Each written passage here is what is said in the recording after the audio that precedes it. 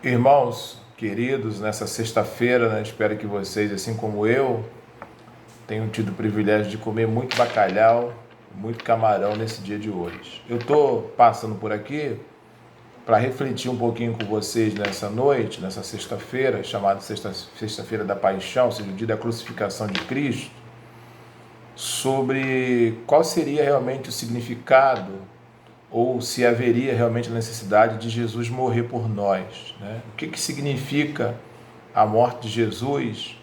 Ou então, reformulando a pergunta, por que Jesus morreu? Evidentemente que a gente poderia se utilizar de várias proposições bíblicas para que pudéssemos defender essa tese, mas eu quero me acercar de algumas das 7 palavras que ele disse na cruz, na hora da sua morte. Eu vou escolher 3 ou 4 aqui para tentar compreender por que Jesus morreu, né? A primeira palavra que eu quero trabalhar na hora da sua morte foi a palavra Deus meu, porque me desamparou, que está no Evangelho de Mateus, no capítulo 26, no verso 46. Eli, Eli, sabactoni, Deus meu, porque me desamparaste. Essa expressão traz para a gente a conclusão de que Jesus morreu para desviar a ira de Deus que estava sobre nós, pecadores. Então, ele morreu porque o salário do pecado é a morte. Adão não morreu. Os animais ficaram morrendo no lugar de Adão. Mas um homem tinha que morrer para quitar essa dívida exigida pelo pecado. E esse é um grito de muita dor, de muita angústia, porque é um grito de desamparo. E isso tem um pouco de referência a algo que a Bíblia fala de uma forma contrária. A Bíblia fala que Deus jamais abandona alguém, né? Deus não nos abandona jamais. Mas nesse momento a gente vê Jesus sendo abandonado por Deus. Naquele momento, a ira de Deus que estava sobre todos os pecadores foi desviada para Jesus. E Jesus, ao pagar esse preço, ao se tornar, a ser feito pecado por nós, Deus se afasta dele e isso faz com que ele tenha um grito de desespero. Por isso que quando alguém fala que Deus ama o pecador e odeia o pecado, eu afirmo que essa é uma frase que está nos lábios de Satanás. Porque Deus odeia o pecador, porque o pecado faz parte da natureza humana. É como se fosse alguém com um câncer em estado de metástase. Você não tem como tirar o tumor sem não tirar a pessoa. E o mal mora dentro de nós. O mal é a nossa essência. Então não tem como eliminar o pecado sem eliminar o pecador. Tem que eliminar o pecador, porque o pecado é uma atitude do pecador. Então a ira de Deus estava sobre nós, foi desviada para Cristo. E quando Deus olha para nós, vê a justiça de Cristo, nos declara justos aos seus olhos. E nessa expressão a gente pode compreender Isaías 53. Né? O castigo que nos trouxe a paz estava sobre ele, e pelas suas pisaduras nós fomos sarados.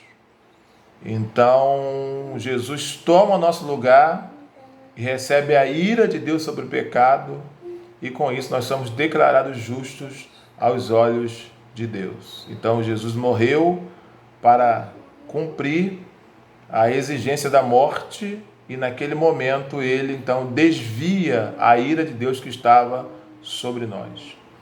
A segunda expressão, ela está em Lucas 23, 34. Ele disse: Pai, perdoa-lhes, porque não sabem o que fazem. Jesus morreu para se colocar ao nosso lado. Observem que ele pede ao Pai para perdoar os seus algozes, mas num papel de paracleto, de advogado, que ele é nosso hoje, ele defende os seus algozes, dando razões para que Deus pudesse perdoar a cada um deles. Isso também significa que ele praticou tudo aquilo que ele nos ensinou. Mas quando ele se coloca ao nosso lado para perdoar os seus algozes, ele também nos faz pensar que nós também precisamos perdoar as pessoas e nos colocarmos ao lado das pessoas. Porque o perdão, ele não somente restaura as relações, não somente cura o que está atrofiado, mas esse perdão de Jesus na cruz para os seus algozes significa que o amor vai sempre vencer a maldade, que o pecado jamais vai superar a graça e de que a mentira jamais vai superar a verdade. Precisamos sermos pessoas grandes, que perdoamos aqueles que nos afligem, e isso é mostrar que a graça é maior do que o pecado. Depois ele disse em João 19:20, está consumado. Vocês conhecem essa expressão aí, essa é uma frase que no grego é uma palavra só, tetelestai, ou seja, Jesus morreu para pagar a nossa dívida, né? Tirar o nosso nome do SPC diante de Deus. E a questão é o seguinte, toda dívida que o pecado exigia foi quitada. Mas nós temos uma tentação, um desejo muito grande de fazer alguma coisa para ter mérito na salvação. E quando a gente faz isso, a gente tira o mérito de Cristo. E essa é uma tentação perigosa, né? Fazer alguma coisa para se tornar merecedor. Então não tem mais nada que você possa fazer, já foi pago. O que você precisa fazer agora é crer no que Jesus fez. Eu tenho certeza que é fácil crer que Jesus morreu por nós, mas crer que o sacrifício dele satisfaz a exigência de Deus, a gente não crê muito fácil não, porque a gente quer sempre fazer alguma coisa. Então nós somos salvos mediante a crença naquilo que Jesus fez como suficiente e somos justificados pela fé em Cristo para ter paz com Deus, porque a gente também confia que o pagamento foi eficaz, né? Então a gente, na verdade, precisa entender que a morte de Jesus satisfaz todas as exigências de Deus, está consumado, só basta crer, né? Então, quando a gente olha para a morte de Jesus, precisa crer que aquela morte quitou toda a dívida referente àquilo que o pecado exigia. Você só precisa crer e viver a sua vida cristã para louvar e glorificar ao nosso Deus. E a outra palavra que ele vai dizer em João 19:28 ele olha para João e fala para João que está ao lado de Maria, eis aí a sua mãe, e para Maria ele fala, eis aí o seu filho. Jesus morre para estabelecer uma nova comunidade de família, a família cristã, né? Pessoas que não têm nenhuma relação sanguínea, tornam-se irmãos, tornam-se pais, gera essa família maravilhosa chamada de igreja, né?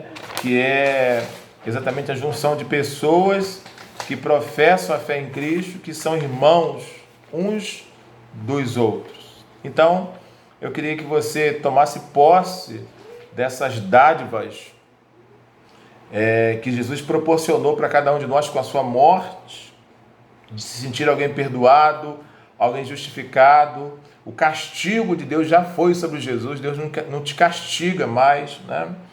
Entender que Jesus é o seu advogado, está do seu lado, né, para defender a sua causa diante de Deus, e que você também pode fazer isso com as pessoas, né?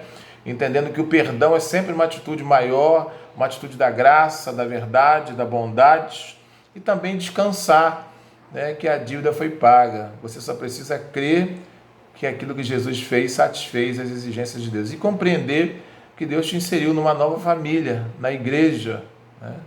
E isso é um privilégio imenso para cada um de nós nesse mundo tão hostil, tão violento e tão insensível. Muito obrigado, e que você possa experienciar todos os dias os benefícios da morte de Jesus. Não se esqueça, a morte de um trouxe vida para todos nós. Que Deus nos abençoe rica e abundantemente.